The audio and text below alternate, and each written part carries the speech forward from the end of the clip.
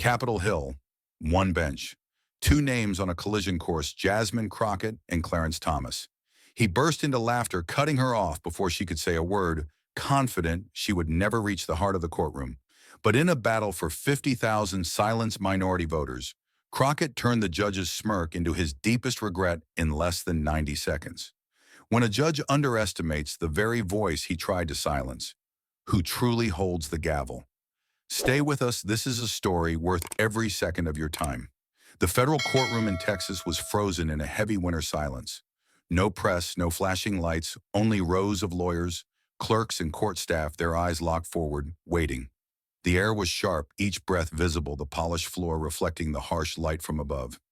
Then the door swung open. Jasmine Crockett walked in heels, striking the floor in a steady, deliberate rhythm. In her hand was a single tight folder, nothing more, nothing less. Her face was calm, but her eyes carried the stillness of someone already prepared for war. She didn't glance left or right. Her steps cut through the center aisle like a blade. Every gaze in the room followed her as she reached her table, placing the folder down with quiet precision. At the bench, Clarence Thomas sat high and rigid, 76 years of authority resting on his shoulders. The black robe draped perfectly, his posture unyielding. His eyes met hers with a look that was half disdain, half challenge, daring her to make the first move. There was no welcome in his expression, only the faint curl of a cold, dismissive smirk, the kind that said he had already decided what this day would be. His fingers tapped once on the armrest, slow and deliberate, as if to remind everyone whose courtroom this was. In that locked stare between them, the fight had already begun. The stare between them, sharp and unbroken, shifted from silent challenge to open confrontation in a heartbeat. Clarence Thomas leaned forward in his chair, the overhead lights casting deep shadows across his face, sharpening the lines of authority carved over decades. His voice came low, but carried across the entire room with surgical precision. "The law is not a place for young politicians to chase fame," he said, each syllable landing like a gavel strike. He didn't blink. His eyes stayed locked on her, as if dissecting her right there in front of everyone. Then he twisted the knife with deliberate mockery. "Miss Crocker," he called her, mispronouncing her name, like it was an inside joke, our great orator. The faint, dry chuckle that followed wasn't loud, but it sliced through the courtroom all the same, turning a few heads and forcing others to stare at their papers just to avoid being caught in the blast radius. The smirk never left his face, but his tone turned razor sharp. Jasmine straightened her posture, about to speak. "Your Honor, may I present a brief opening?" She began, her voice steady, her pacing deliberate. "Save us the time. I'm not here to listen to a speech," Thomas cut in his words, slamming into hers mid-sentence, cutting them clean in half. It wasn't just interruption, it was dismissal, the kind that stripped away the pretense of judicial courtesy. The room seemed to constrict, the air growing thin, as though the building itself was bracing for impact. Every person present knew they had just witnessed the first strike. Jasmine didn't bite back. She didn't even flinch. Her gaze stayed locked on him, eyes steady, expression unreadable, her right hand resting on the neat folder before her like it was a loaded weapon she wasn't ready to fire yet. The silence that followed wasn't empty. It was a fuse burning slow. The silence between them didn't dissolve. It tightened, coiling into the moment Jasmine Crockett rose from her seat. She opened the slim folder with deliberate care, each page sliding free like a blade being drawn. Her voice was firm, unwavering, and every syllable landed with the weight of purpose as she began. "Your Honor, this case concerns the deliberate suppression of more than 50,000 minority voters by the state of Texas through targeted restrictive ballot rules." As she spoke, she set down one official document after another, the sound of paper snapping against the desk carrying through the hushed courtroom. Each file was marked, time-stamped, and undeniable, a trail of proof that couldn't be wished away. She moved to the visuals, photographs frozen mid-action polling. Station staff caught turning voters away without cause, their eyes avoiding the camera like guilt itself. "Objection." Thomas said, his tone cutting through her words before she could continue, his hand making a dismissive wave. "Not relevant." She steadied herself and resumed, only for another interruption to slice in political motive. He didn't glance at the evidence, didn't even let his gaze drift from her face. When she requested to play the full video, his reply was immediate, sharp as glass. This is not a movie theater for you to stage a performance. The words echoed hanging in the cold air, like smoke that refused to fade. From the defense table came a steady rhythm of objections, each one granted by Thomas without hesitation, no matter how flimsy the reasoning. It was mechanical, like he had already decided which way the gavel would fall before she ever spoke. Across the aisle, some of the defense attorneys exchanged glances, small, wary, as though even they couldn't ignore the imbalance in the room. One of them shook his head slowly, the gesture sharp against the stillness, a silent acknowledgement of the bias unfolding. The tension spread through the benches like a slow leak of poison, every breath heavier than the last. The sound of Jasmine's papers sliding back into place felt louder than it should have, each movement deliberate as she refused to let her composure crack. The eyes of the courtroom shifted between the two, sensing that this was no ordinary clash of arguments. It wasn't just a hearing anymore. It was the system in full view, tightening its grip on the voice that dared to challenge it. The tension in the courtroom had already been wound tight, every exchange between them pulling the rope thinner. Then Jasmine leaned in on the point that mattered most, her voice firm, as she said, "Your Honor, this video is direct evidence of a constitutional violation." For a split second, Thomas's face was unreadable. Then, without warning, he erupted into a booming laugh, the kind that wasn't born of amusement, but of pure dismissal. It filled the chamber, rolling across the walls and ceiling, breaking apart the brittle stillness like a hammer to glass. His eyes narrowed as he leaned forward. "Where did you study law?" He asked the question laced with a venomous mockery that left no doubt it was meant to humiliate. "This is a court of law, not a stage for your congressional performances." The words dripped slow and heavy, each one calculated to strip authority from her. He paused only long enough to let the sting sink in before striking again.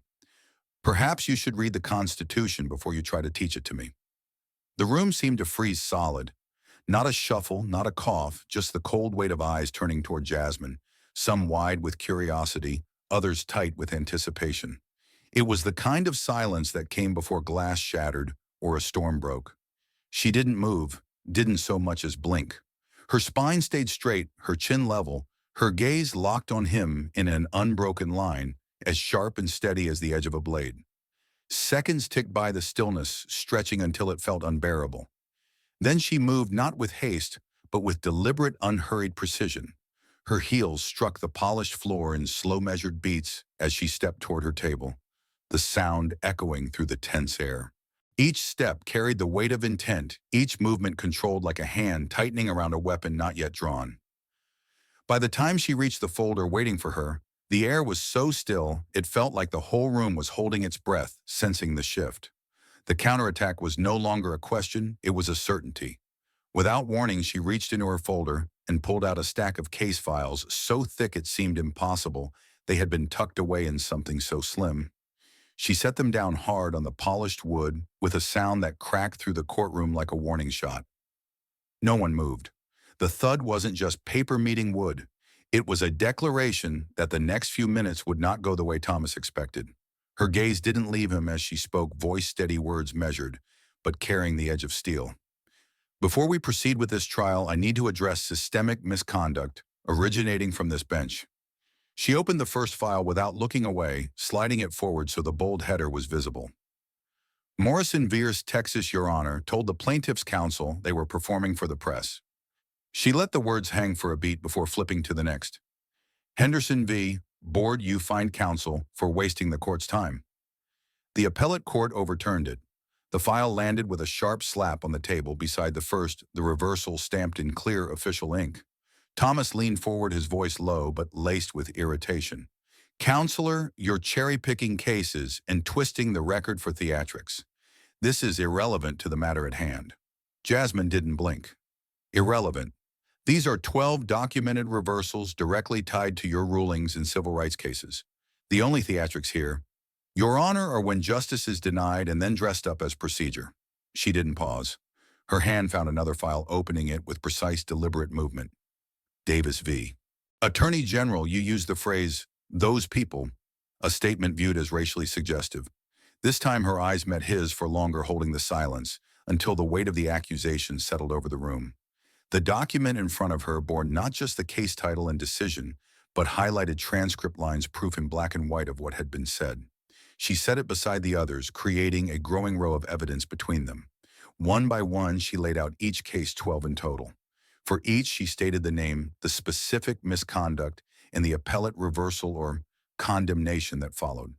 There was no embellishment, no raised voice, only facts delivered with the precision of a surgeon making clean incisions. A case from 3 years ago where critical evidence was dismissed without proper review. Another where a civil rights plaintiff was sanctioned for grandstanding, a decision later struck down as judicial overreach. Every file was backed by rulings, official transcripts, and Thomas's own recorded remarks. The pattern was undeniable. By the fifth file, murmurs that had begun in the gallery faded into silence. By the seventh, even the defense attorneys had stopped pretending to review their notes.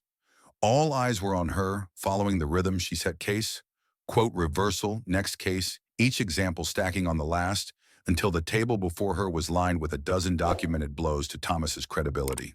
Thomas exhaled sharply through his nose, his voice carrying a note of forced control. Ms. Crockett, you're walking a fine line between advocacy and contempt. Jasmine's reply was immediate. Respectfully, Your Honor, contempt is earned when the law is treated as optional, and I have 12 certified exhibits proving that's exactly what happened here. Thomas tried to hold his composure, but the strain showed. His right hand gripped the armrest of his chair, knuckles tightening until the skin blanched. His jaw shifted ever so slightly with each new file, a tick that betrayed the effort it took to keep his expression still. His gaze stayed locked on her, but it had changed less like a man in control, more like one calculating how much ground he just lost. Jasmine didn't look away. For every file she placed, she met his eyes again, making it clear this wasn't a performance for the gallery or a plea to public opinion. It was a direct reckoning between the person behind the bench and the one standing before it. Her delivery didn't falter. Each word carried the same weight as the first, every example presented with unshakable certainty. By the time the 12th file hit the table, the evidence formed a wall between them, physical and undeniable. The room felt different now, less like a courtroom under his control, more like a space where his authority had been dragged into the light. The silence that followed wasn't relief.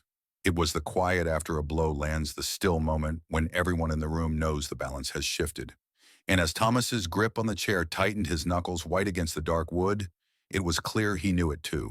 The weight of the 12 cases still pressed down on the room like a lead curtain, but Jasmine Crockett didn't move to sit. Her stance didn't ease. Her breathing didn't slow. Every person in the courtroom could sense it. She wasn't finished. What had just happened wasn't the knockout. It was only the setup. The silence in the air was thick enough to make people shift in their seats, but no one dared break it. Then with deliberate calm, she reached into her folder once more. This time she didn't pull out a thick stack of files. What she withdrew was singular one-bound report in an unmistakable deep blue cover, the gold seal of the Judicial Ethics Committee embossed across the front. Even before she spoke, the sight of that seal made several heads turn, as if the temperature in the room had dropped again. She let the weight of the moment hang for a few seconds, the blue cover catching the sharp glare of the overhead lights. Her eyes were fixed on Thomas, her expression neither angry nor triumphant, just certain, the look of someone who knows exactly what comes next. When she finally spoke, her voice was steady, each word deliberate, almost like she was building a wall, brick by brick. In 2021, Your Honor, you were investigated for bias and lack of transparency. She didn't look down at the report as she said it. She didn't need to. The case was closed for lack of evidence. Today, I am submitting 12 supplemental pieces of evidence. The sound of paper on paper filled the room as she opened the report and began turning the pages. Each turn was slow, purposeful, the crisp shuffle slicing through the silence. It wasn't just a sound, it was an impact, a rhythm that seemed to strike in time with Thomas's tightening jaw. She laid the open report on her table, angled so the title page and the official seal were fully visible, as if to make it clear that nothing here was conjecture. This wasn't a press clipping or an opinion, it was the government's own record. The pages she turned weren't empty words, they were exhibits, rulings, appellate reversals, and direct quotes from Thomas himself, each one now labeled as evidence. When she spoke again, her voice cut sharper than the turning pages. I formally move for you to recuse yourself and transfer this case to a new judge. The way she said it was more than procedural, it was declarative, like a command issued by someone who knew she had the authority of truth on her side. She didn't sit back. She didn't soften her tone. Instead, she stepped just slightly closer to the bench, closing the distance by no more than a foot, but enough to make the space between them feel charged. And then she delivered the final blow, her words leaving no room for misunderstanding. The question is not whether this case is right or wrong, it's whether you are still fit to preside over civil rights matters at all. The air inside the courtroom seemed to still completely after that. There were no murmurs from the gallery this time, no shuffling of papers from the defense table, no quick note-taking from the court clerks. Even the sound of the heating system seemed to vanish. All eyes were on Thomas, waiting for the familiar rebuttal, the curt dismissal, the turn of phrase that would reassert his control over the proceedings. But for the first time in the hearing, he didn't speak. His face, so often composed into the stoic mask of judicial authority, had shifted subtly enough that the change was unmistakable to anyone watching closely. The color had drained from his cheeks, leaving his skin pale under the stark lights. His lips pressed together, not in thought, but in restraint, as if holding back words he knew wouldn't land in his favor.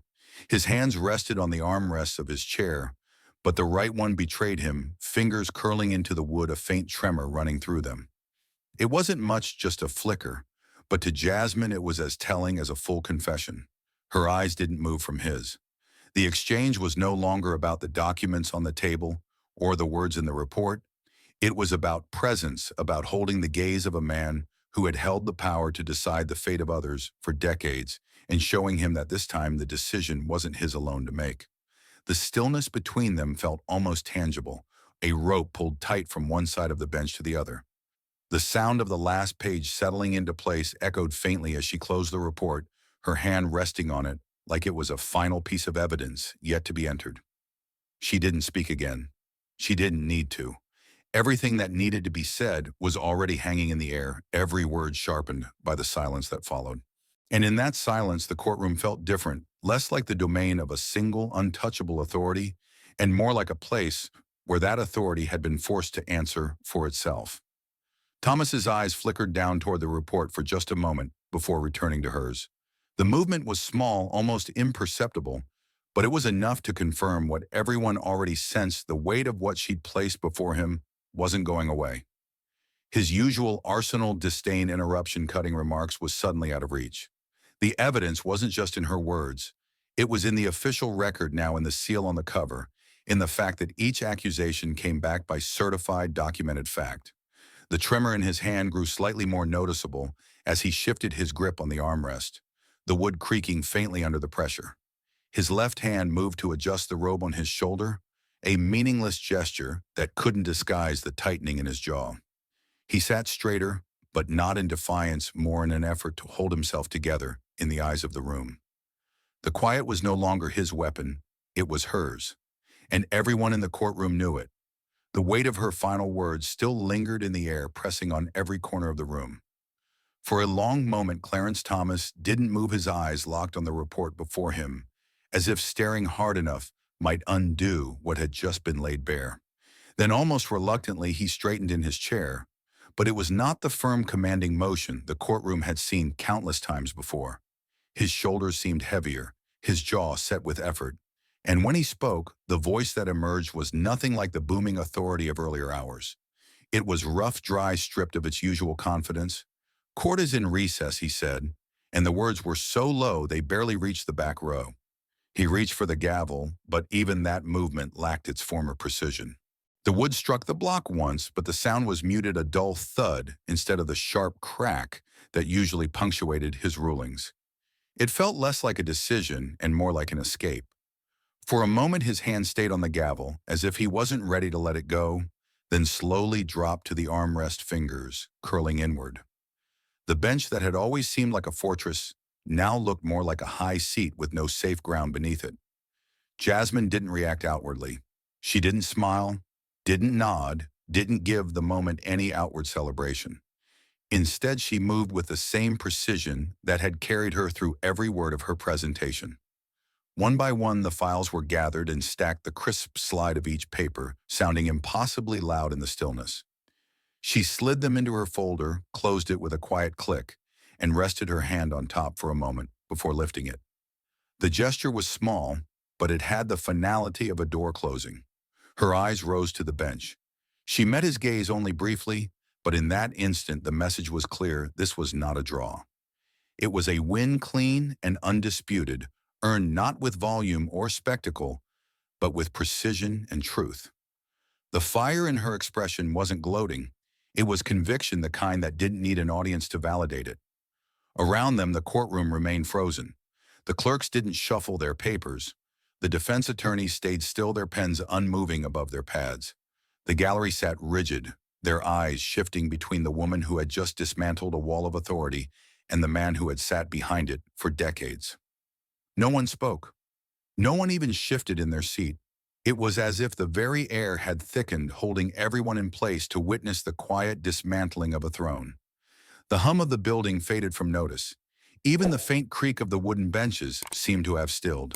The only sound was the soft echo of her heels as she adjusted her stance, a subtle reminder that she had not been moved or shaken in the slightest. The moment was hers entirely, not because she claimed it, but because the room had given it to her without contest. When she finally straightened fully and clasped the folder under her arm, the tension didn't break, it settled. And in that settling, there was a collective, unspoken acknowledgement. The shift had happened. The long-standing power that had ruled this space, unchallenged and unbent, had been struck where it was most vulnerable. And from that moment on, no one present could look at the bench the same way again. The echo of that silent courtroom battle didn't fade. It rippled outward, reaching places Thomas couldn't control. Within a week, the first public crack appeared. Court records confirmed that Clarence Thomas had filed for an indefinite leave of absence, citing health reasons. The statement was brief, clinical, stripped of any detail, but the timing spoke louder than the words.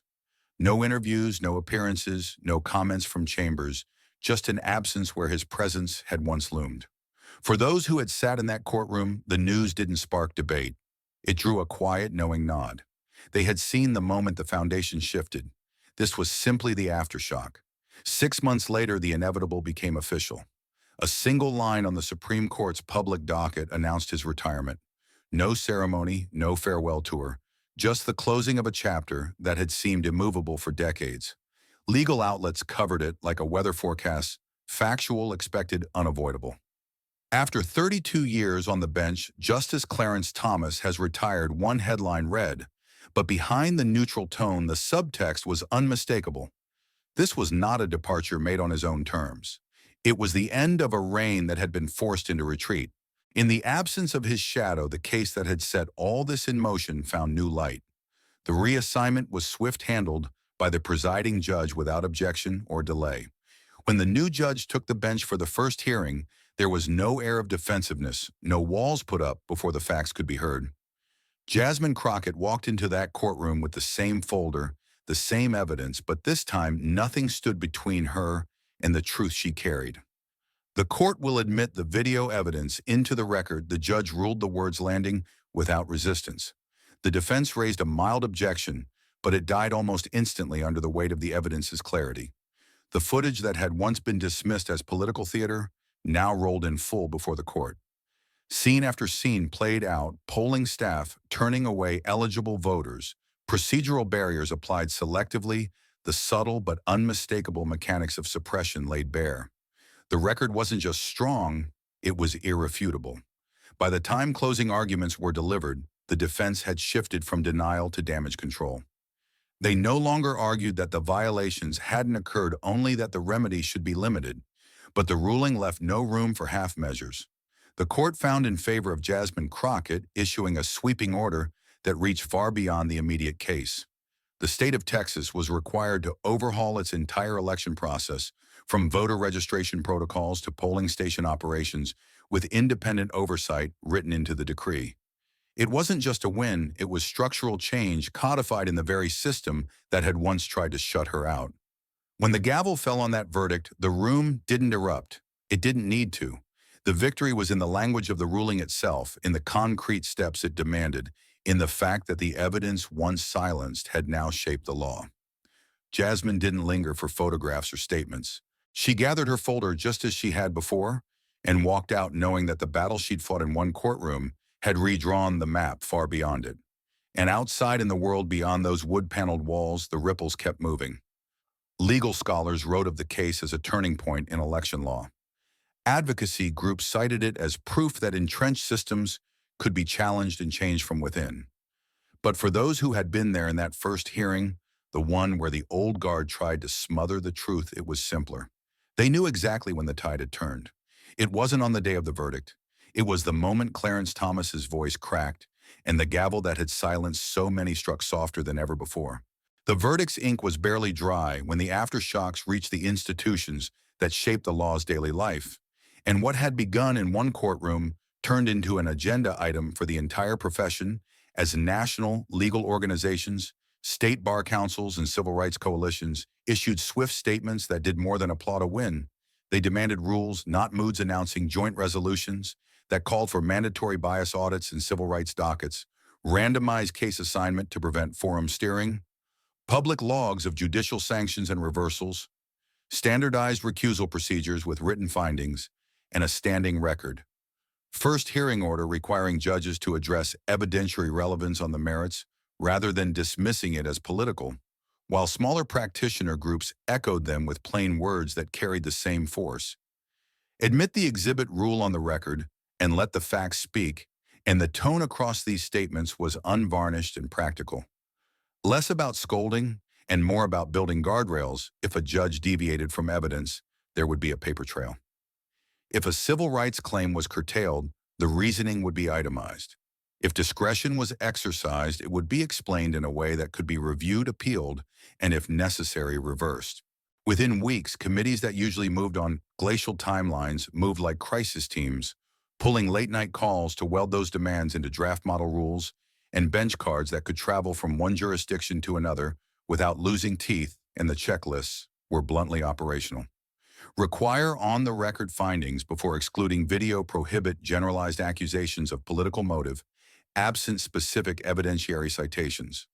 Trigger automatic review when a single judge accumulates a pattern of overturned civil rights rulings, and the coalition behind them grew strange and strong, pulling in prosecutors who wanted clear standards, defense lawyers who wanted predictable process, court administrators who wanted fewer credibility fights, and appellate judges who wanted trial courts to stop creating avoidable error, while the legal press named these blueprints for what they were, an attempt to turn a one-day reckoning into everyday procedure, publishing side-by-side comparisons that showed precisely how a docket changes when evidence decisions are written, timed, and searchable.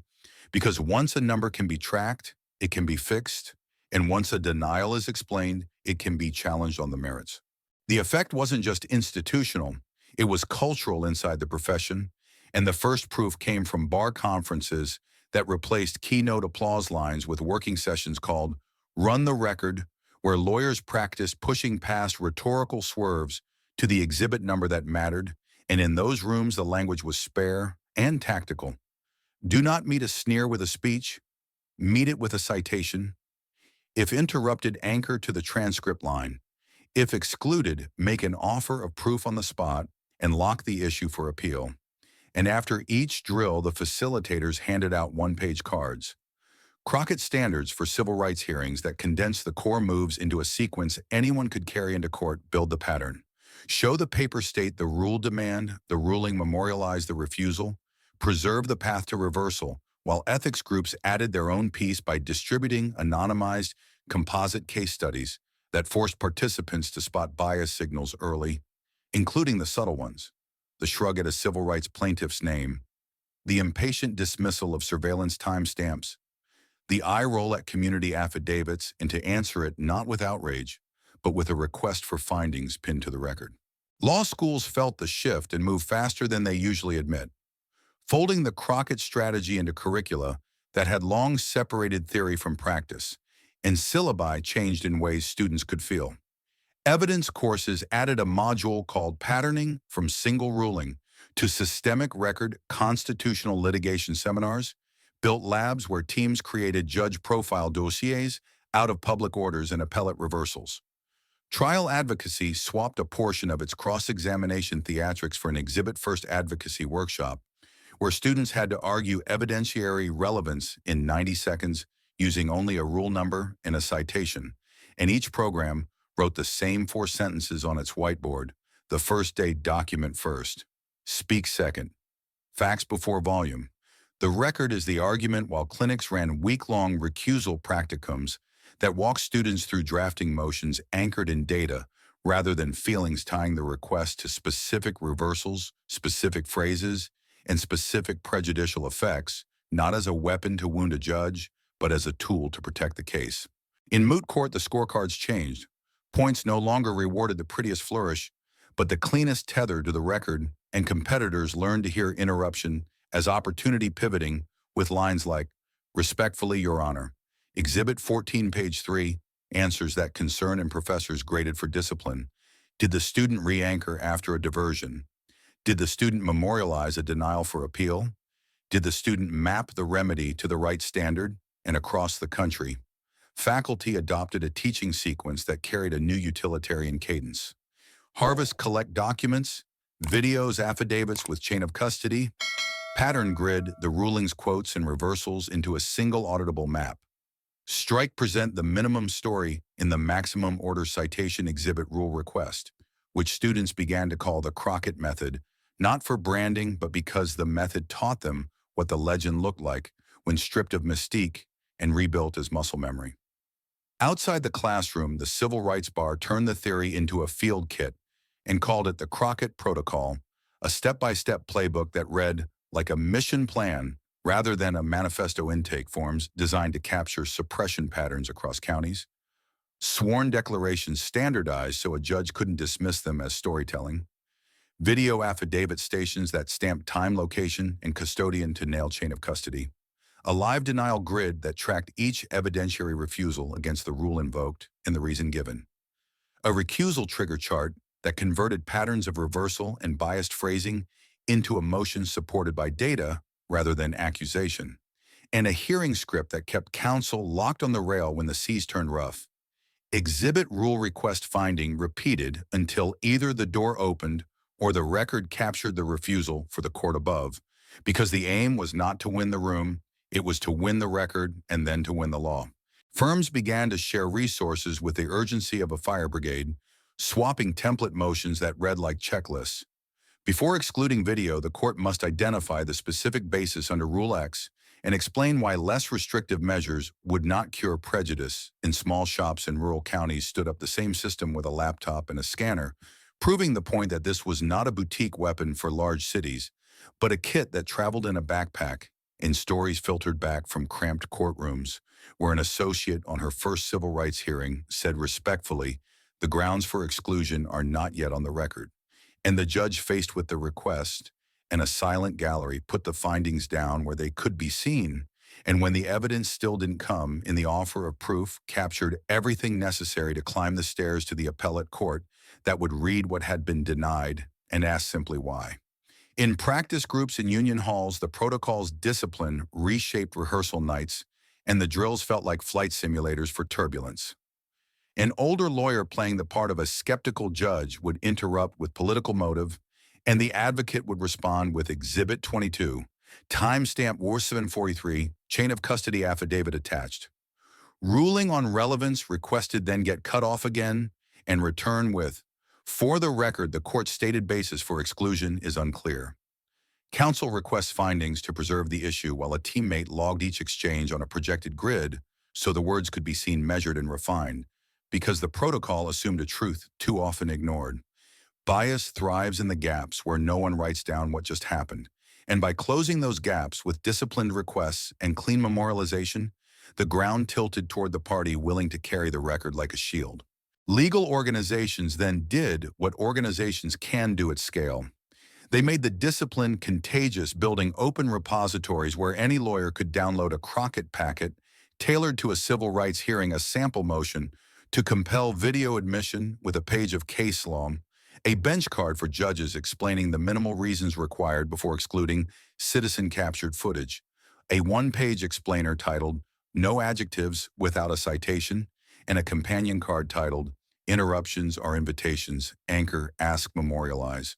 while bar associations hosted webinars whose titles were dry and devastating. From anecdote to audit, findings or fix it. The record is the remedy and the chat windows filled with the same short lines from courthouse to courthouse.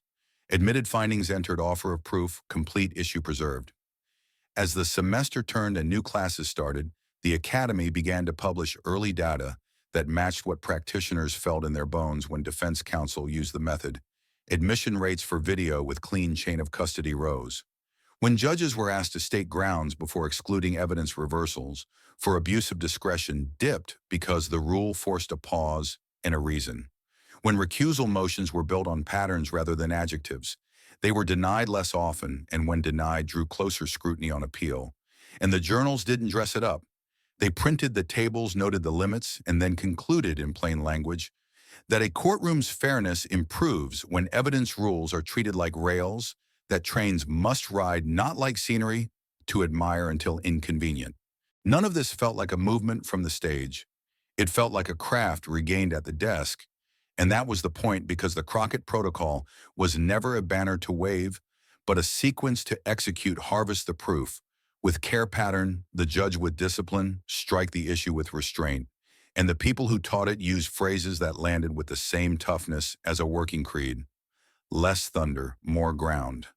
Do not argue with a scowl, argue with a statute. Say it for the transcript. Facts have longer legs than anger lines that students began to repeat under their breath as they waited in hallways outside county courtrooms, where the fluorescent lights buzzed and the benches creaked, and the work ahead was more about stubborn patience than spectacle. By the time the next round of bar meetings gathered, panels that once split along ideology found themselves sharing a practical vocabulary, and even disagreements lived inside the same frame. One judge argued that written findings would slow dockets. A public defender answered that clear findings would prevent appeals and speed justice. A civil rights lawyer added that curated video with proper foundation saved time by preventing credibility wars, and a prosecutor closed by saying, if the rules are the rails, judges and advocates both get home on time. And the room full of people who almost never clap for consensus gave a tight, rare applause that sounded exactly like relief, because the promise here wasn't moral victory, it was administrative competence, rebuilding trust case by case. As word spread, clinics in border towns and big city nonprofits alike ran 48-hour binder sprints where volunteers learned to assemble a complete evidentiary binder in 2 days, affidavits sworn, timestamps, verified transcripts, highlighted reversals, tabbed motion drafts templated, so that when a hearing came fast, the team was faster, and in those rooms the advice was simple and repeated until it stuck. If it's not in the binder, it's not in the world. If the record is thin, thicken it. If the bench stalls, ask for findings. If the door shuts, mark the door and come back with a key, because the method did not promise an easy path, only a certain one, and certainty was its own kind of power. In the months that followed, the change became visible in small, verifiable ways. Minute orders that once read, denied, now read denied for lack of foundation under Rule X. Court will reconsider upon chain of custody showing. Hearing transcripts that once showed a messy tangle of cross-talk now displayed a clean sequence request basis, ruling memorialization. Docket sheets that once hid patterns behind opaque notes now showed searchable tags that allowed oversight committees to see where civil rights evidence died and why. And all of this came not from a new statute, but from a new habit, a professional reflex that treated every moment in court as part of a larger record that had to be built to survive the room. The Crockett strategy in the classroom and the Crockett protocol in the field did not replace advocacy. They refined it, burning off the parts that bled energy and multiplying the parts that moved cases and the people who used it. Didn't talk about heroes, they talked about habits, because the lasting legacy of a single day's courage is not the story it inspires, but the practice it standardizes. And by the time the next generation of students took their oaths and walked into their first hearings with binders that opened to tabs labeled Exhibit Rule Request, finding it was clear that what began as a confrontation had settled into something more durable. A craft that works under pressure, a culture that expects explanations, and a quiet, stubborn promise repeated across classrooms, coalitions in courtrooms, admit the exhibit rule on the record, and let the facts speak. From rules on paper to faces in the crowd, the change needed a person to carry it, and the movement found one name. Jasmine Crockett became the shape people could point to when they talked about cleaning up the courts. She was young by the profession's old standards, relentless by any measure, and unafraid to stand in front of the most conservative power in the room. People who had watched the hearing remembered how quiet she was and how sharp the facts were, and they understood the mix mattered. She did not chase cameras. She carried a folder, and the folder carried proof. That image traveled farther than any speech, a still frame of poise with a stack of receipts. Commentators tried to label her, but the label that stuck was simpler than politics. She looked like duty, not theater, and that made the story hard to attack without sounding scared of the record. By the time the verdict filtered through the state houses, her name had already become shorthand for a new way to fight. What startled the old hands was who spoke up for her. A conservative district attorney said on radio, "I disagree with her on half the issues, but the woman was right about the process." A progressive senator wrote, "We needed someone to remind us that fairness is a practice, not a press release." Clerks, prosecutors, public defenders, and even a few judges repeated the same line at different microphones. "Admit the exhibit rule on the record and let the facts speak," they said, and it sounded less like applause and more like a checklist. The quote spread because it asked for work, not worship, and work is the language both parties understand. Legislative aides clipped her hearing into 10-second training pieces for their bosses. City councils referenced her case when discussing oversight boards, not to score points, but to set standards that could be measured. Across lines that usually harden, there was a narrow bridge, and her evidence walked both sides across it. Wherever she went, Jasmine kept the tone that won the room, unflashy, exact, and anchored to the page. At a courthouse step, she said, "I am not here to be your hero. I am here to be accurate." In a bar meeting, she said, "If someone calls your proof political, ask them to read the line number." At a small-town library, she told students, "You don't need volume, you need receipts." The lines were simple enough to memorize and strong enough to stand up in crossfire. People repeated them to friends, then to colleagues, and then to officials who had never been asked those questions so directly. When reporters tried to package her as a personality, she kept steering them back to the method. The folder mattered, she said, and the message landed because everyone had seen the folder land. The symbol she became was not a cape, but a set of habits that anyone could practice. Out of that tone came a movement that felt less like a rally and more like a rollout. Civil rights lawyers began meeting on weeknights to build binders and map judge patterns. Public interest firms shared templates without logos, so small shops could use them without asking permission.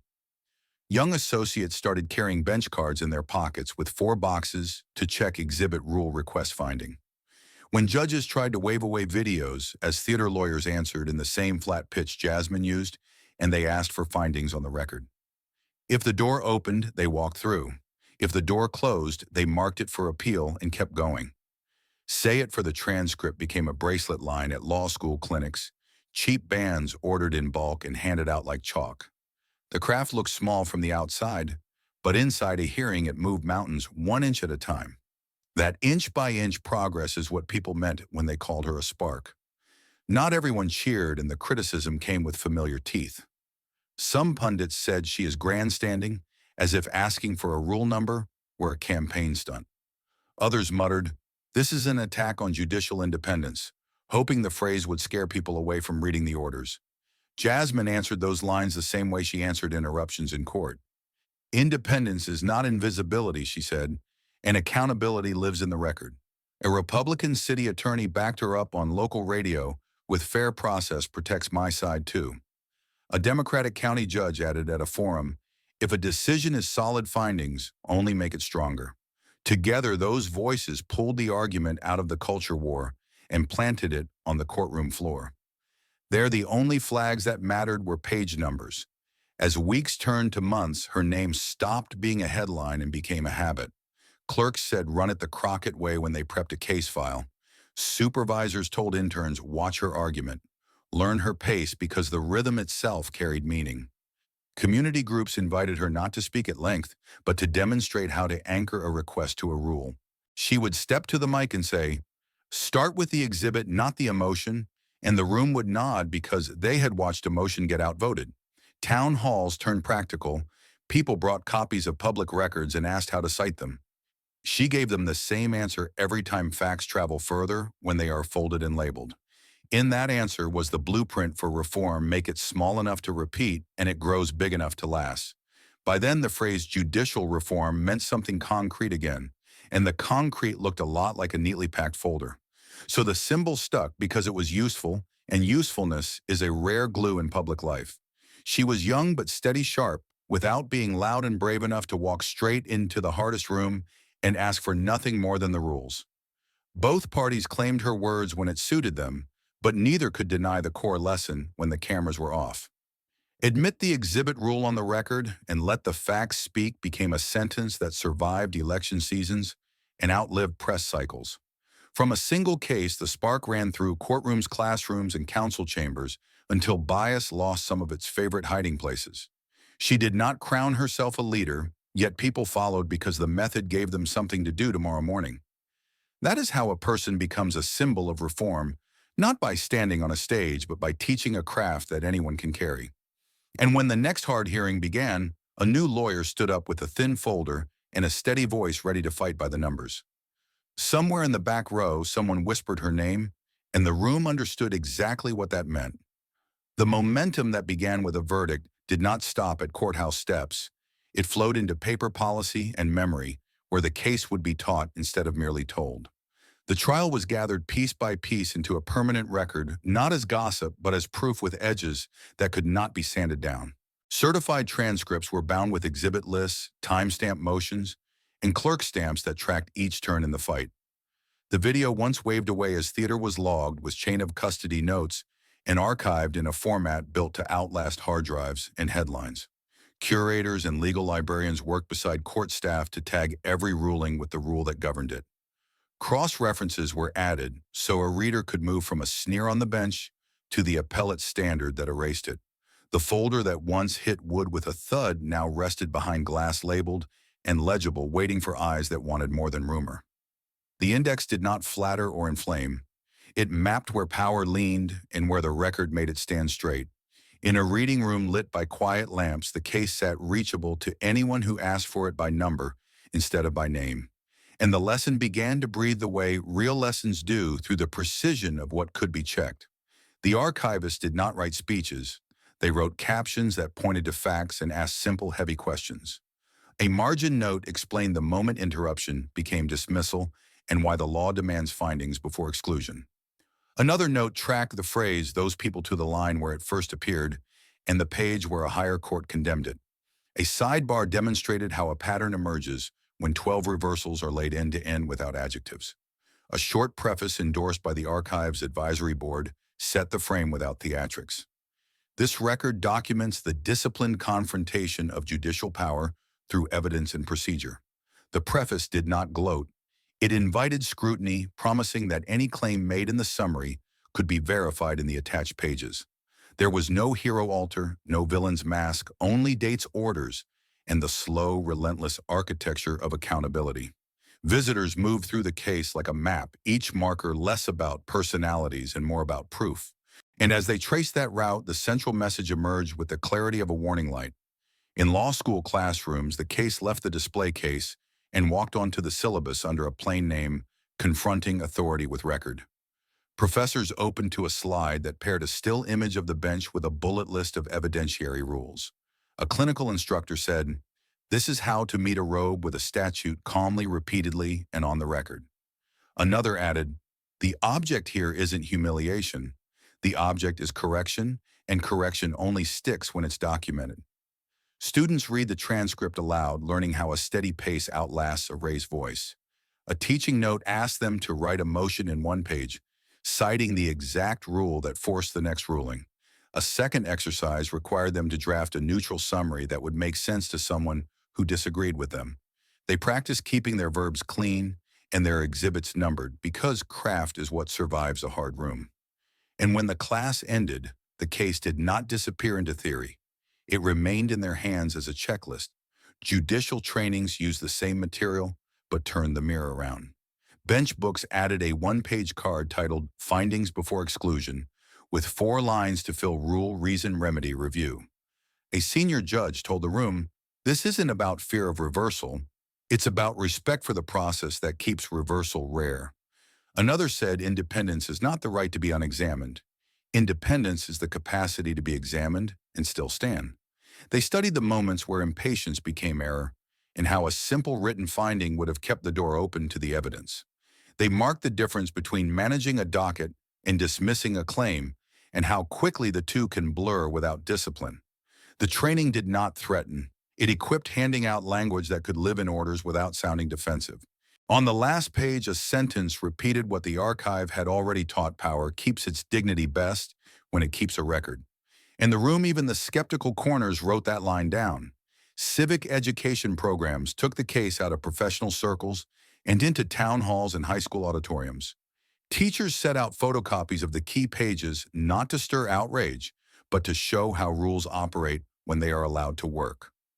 A facilitator said, "Notice where the judge speaks, notice where the lawyer answers, and notice where the paper speaks louder than both." A veteran community organizer pointed at the timestamp under the admitted video, explaining why chain of custody turns a clip into evidence. In one session, a local judge sat in the back and nodded when the presenter said, "Respect for the court grows when the court respects the record." Parents asked clear, unsentimental questions about remedies and oversight rather than personalities. Teenagers underlined the line where a denial had to be explained, learning in real time that accountability is a tool, not a slogan. And the audience left with copies they could keep, because a democracy shouldn't require credentials to read how it works. Media documentaries tried to center faces, but the story kept snapping back to pages and timestamps. Editors learned that the most gripping sequence wasn't the raised voice. It was the cut from a courtroom interruption to a slow pan over a highlighted transcript. Narrators found more power in the phrase "admitted into evidence" than in any adjective they could add. When asked for a soundbite, a legal historian said, "The drama is in the restraint and the victory is in the verification." Another summed it in one sentence: "What mattered most was not a fall from a pedestal, but a fall into procedure." Viewers who expected a spectacle saw something rarer, a system compelled to face itself. The episode's last image matched the archive's first, a folder that had been carried into a fight, now resting in a case for others to learn from. And the credits rolled not over applause, but over the soft sound of pages turning. Through all the retellings, one principle refused to bend. This was never a campaign to topple a man. It was a lesson on how to steady a system. The narrative did not ask for scorn. It asked for standards, the kind that hold regardless of ideology or fame. Advocates repeated it at every microphone. Accountability is not selective. It is structural. A conservative commentator surprised his audience by saying, "If a record can correct a judge I like, it can protect a litigant I disagree with." A progressive organizer replied, "That's the point. Rules that apply to everyone will save everyone sooner or later." The consensus was thin but real, born not from affection, but from alignment with something stubbornly nonpartisan: procedure. What the case forced into view was simple enough for a headline and strong enough for a lifetime of practice. And that practice read like a promise: the stronger the record, the fairer the power that must answer to it. In the end, the archive did what a gavel could not do. Alone, it made the lesson durable. The case sat beside others that had bent the arc of practice accessible to any reader who wanted to see how calm persistence can outlast intimidation. When new attorneys came to study, they found more than inspiration. They found instructions that fit inside a single hand. When senior judges browsed the shelves, they did not see defeat. They saw a reminder that dignity grows where discipline is written down.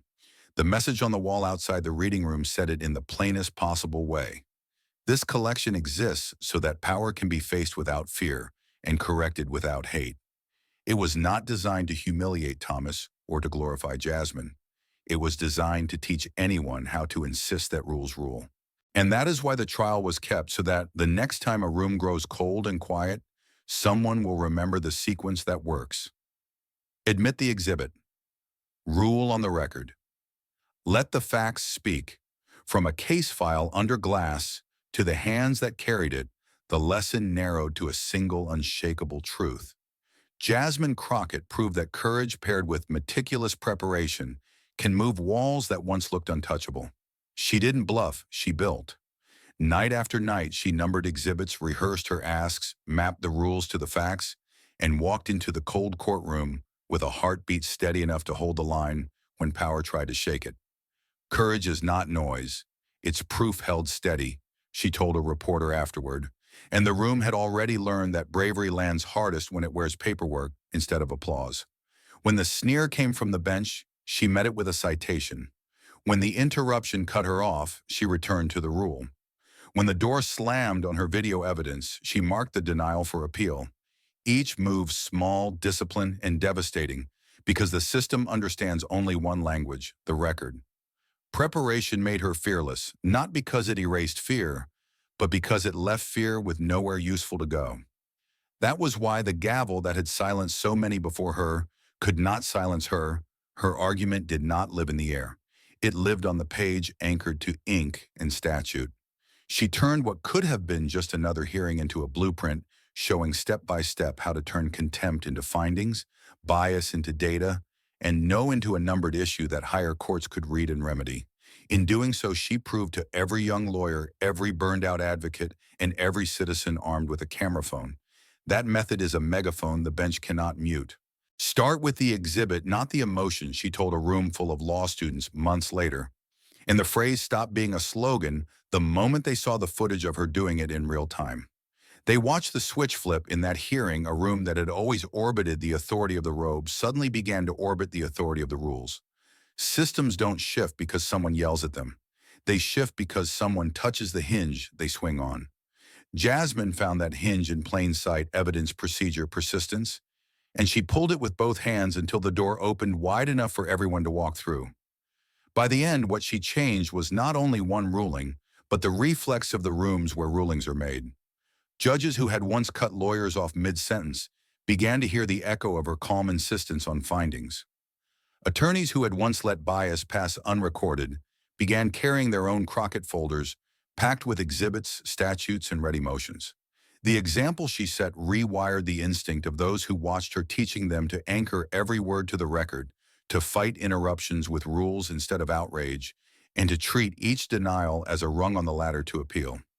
This was the quiet revolution. She left behind a culture of advocacy that could hold its ground against power, not by matching its volume, but by demanding it speak in the language of law.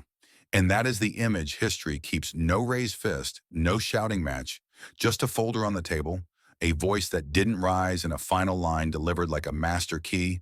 Admit the exhibit, rule on the record, and let the facts speak. Thank you for watching until this moment and for standing with us on this journey for justice. Your support means everything. Like, subscribe, and turn on notifications so you never miss what's next. And we'd love to hear your thoughts. Leave a comment below and let us know what moved you most in this story. Together, our voices make a difference.